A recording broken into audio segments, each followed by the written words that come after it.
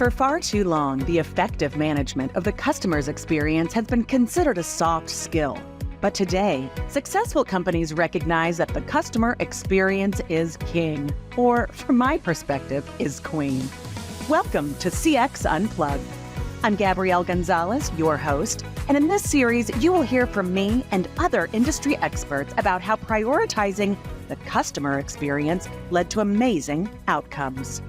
Brought to you by the Multifamily Media Network. Hi, I am Gabrielle Gonzalez, your host on CX Unplugged, and this very special series, Lessons Learned, where I bring you raw, real, and refreshingly honest stories from CX leaders who've been there, navigating challenges, rethinking strategies, and turning missteps into game-changing moments. Thanks for joining me on the first episode. I thought I would start off by sharing with you a little about when I first got into this business. Because you see, at that time, we didn't have RealPage, we didn't have Yardi, we didn't have SitePlan or AI, we didn't have Slack. No. I had to write down every service request with a pen on paper. I had to document all the rent payments in a ledger with a pen on paper. I had to request landlord verifications and income verifications through the mail. I had to fill out a form with a pen and paper. I had to stick it into an envelope, lick it, put a stamp on it, and then literally send it through the mail, the U.S. Postal Service. I think some of you probably would call that the snail mail. Yeah, sometimes we would wait weeks to get those things back through the mail. No, I didn't have voicemail. I didn't have email. Didn't have a lot of the technologies that actually help us operate in the multifamily industry more efficiently today. What I did, though, have was a drive to be successful. I had an unbridled level of enthusiasm and an unchecked level of confidence. I also had the benefit of talented and smart advisors who are willing to share their wisdom and their experience with me. So I'm here to share some of those wisdom and little nuggets of experience with you in this series, Lessons Learned. One of those nuggets of wisdom was to inspect what you expect. Now, I'm guessing that some of you have heard this one too. I know that I've shared it with countless teams over the years, and it remains one of the most valuable concepts to me today. It means that you trust, but you verify. It means that if you want to be successful, you really need to be accountable to you and to the process in that endeavor. Inspect what you expect. I'm going to share a story with you, which will serve as a cautionary tale.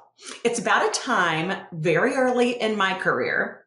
In fact, it was so early, my kids like to refer to it as saying it's way back in the 1900s. It was a beautiful morning, and I arrive 10 minutes early for work before opening. I listen to the answering machine. I jot down the messages with my pen and my paper. I go around the clubhouse and twist open all the blinds, turn on all the lights. I get the coffee started.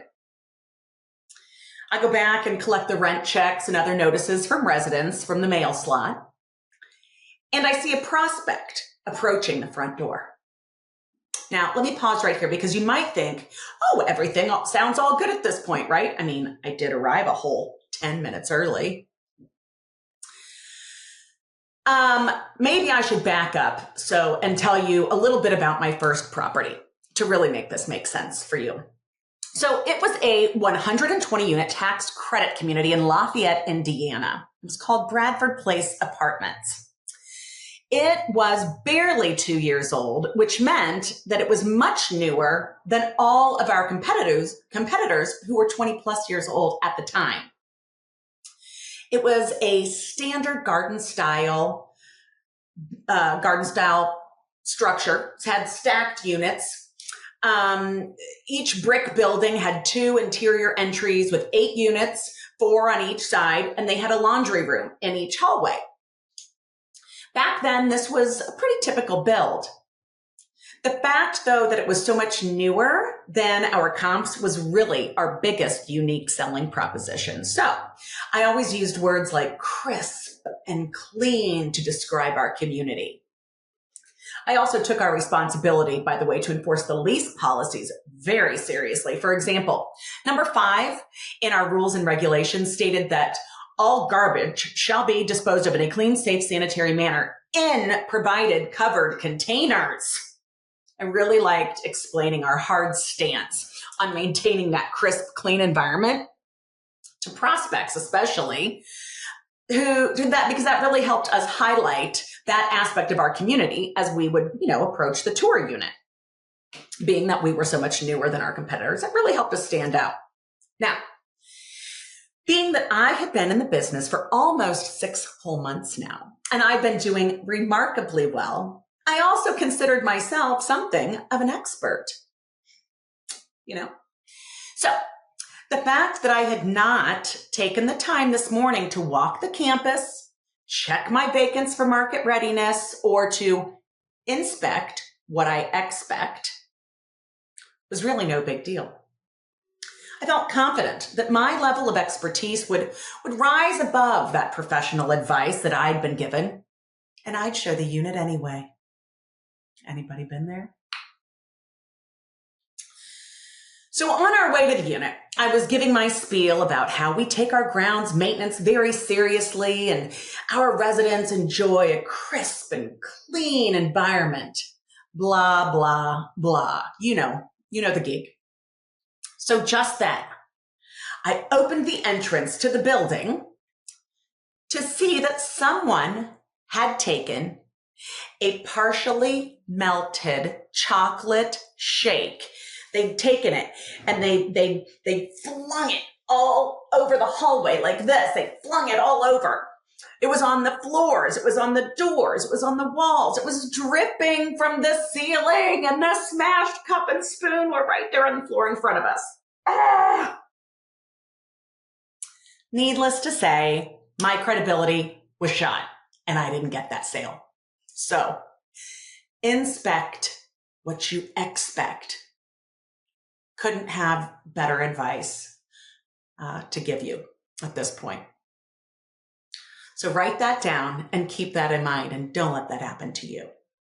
Now, on my very first property where I worked as a leasing consultant, same property, we proudly offered 3 different colors of carpeting in our apartments. And we had a dark chocolate brown, we had a nice neutral taupe color, and a color that we called denim.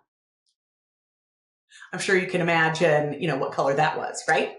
It was a lovely shade of blue. Eek.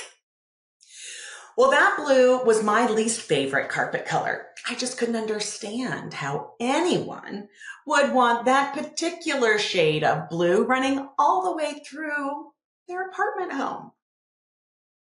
And I should mention that this was back in the day when we actually advertised wall-to-wall carpet like it was a bullet point, like as an amenity at our properties. I know that is going to be hard for many of you watching this podcast to even believe. But yeah, that's what we did. It wasn't like today's units where we often have hard flooring surfaces throughout with maybe just one room of carpeting. No. It was really wall to wall. So getting back to my story. I was touring this very friendly and enthusiastic couple around the community, and when I opened up the door to the vacant, you guessed it, it had that denim carpet. When the prospect came in, behind me and saw this, she said to me, "Oh, is all the carpet this color?" To which I swiftly replied, "Oh, no. This is our oldest color. I know it's awful, and we're removing all of it out of the unit, so I'm sure that I can find you an apartment that doesn't have this color in it. I know it's so bad. No problem." Well, at this, she looked at me, and her smile quickly turned to something else. And she said to me, "Well, I love this color and thought it would go perfectly with my furniture." Lesson here was we all see things differently. So let that be a lesson to you to apply to the way that you move through your property management and multifamily career, or whatever career you're in, and recognize that we all see things differently. Just because you don't think it's the best, it doesn't mean that your prospect or your resident might love it. I learned that lesson the hard way, but I'm here to share it with you in hopes that I can help you avoid the same mistake.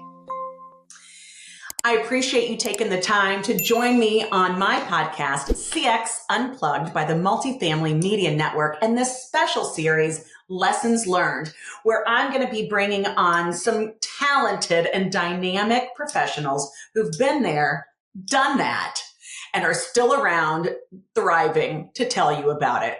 And hopefully you'll enjoy those stories and can even get a laugh out of them. Tune in next time on CX Unplugged on the Multifamily Media Network. I'm Gabrielle Gonzalez. Bye-bye.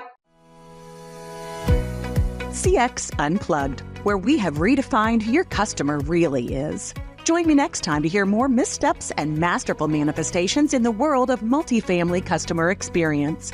Brought to you by the Multifamily Media Network.